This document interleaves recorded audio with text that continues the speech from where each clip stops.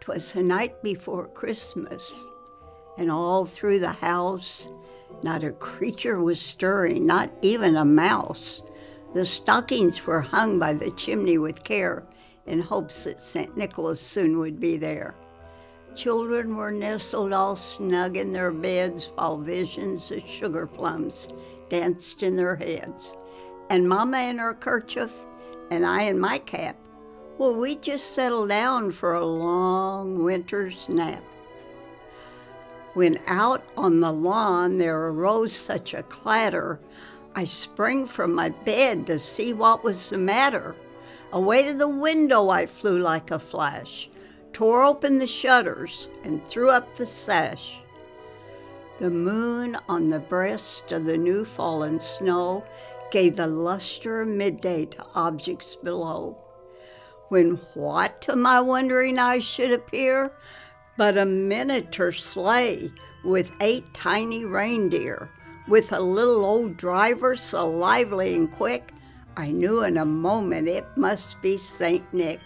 More rapid than eagles his courses they came, and he whistled and shouted and called them by name. Now Dasher, now Dancer, now Prancer and Vixen, on Comet, on Cupid, on Donder and Blitzen, to the top of the porch, to the top of the wall. Now dash away, dash away, dash away all.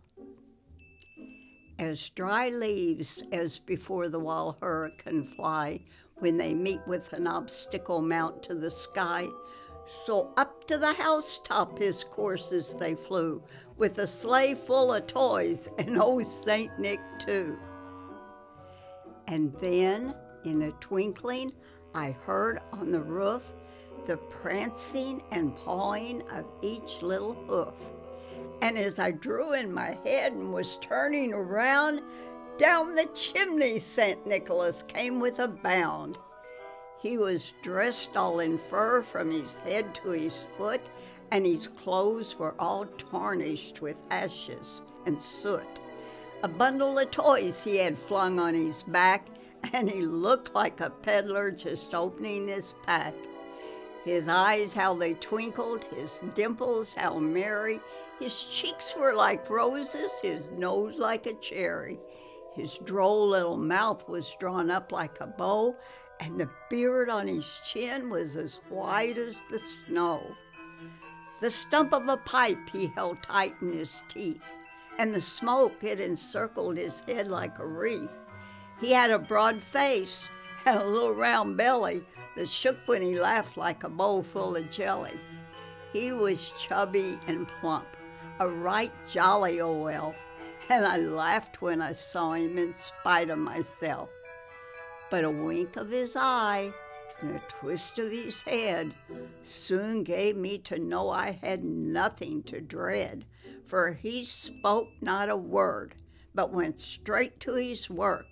And he filled all those stockings, then turned with a jerk, and laying his finger aside of his nose, and giving a nod, up the chimney he rose. Then he sprang to his sleigh, to his team gave a whistle, and away they all flew like the down of a thistle. But I heard him exclaim ere he drove out of sight, Merry Christmas to all, and to all a good night. Now, I also have the night after Christmas, and it's quite different. 'Twas the night after Christmas, and all through the house every creature was stirring except one small mouse. Said he, I'm so stuffed, I don't give a rap. If that old cat is watching, I'm taking a nap. The stockings, now empty, were thrown on the floor. The toys were all scattered like wrecks on a shore. The children were yelling upstairs in their bed, and Mama was crying, oh, mercy my head. While Father was tossing, unable to sleep. In vain had he counted vast number of sheep.